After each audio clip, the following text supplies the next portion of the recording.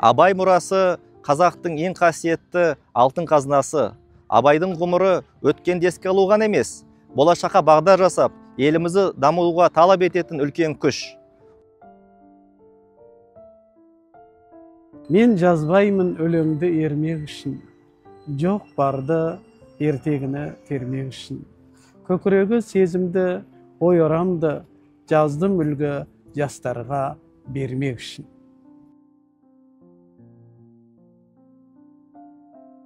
Не упивайся праздной красотой.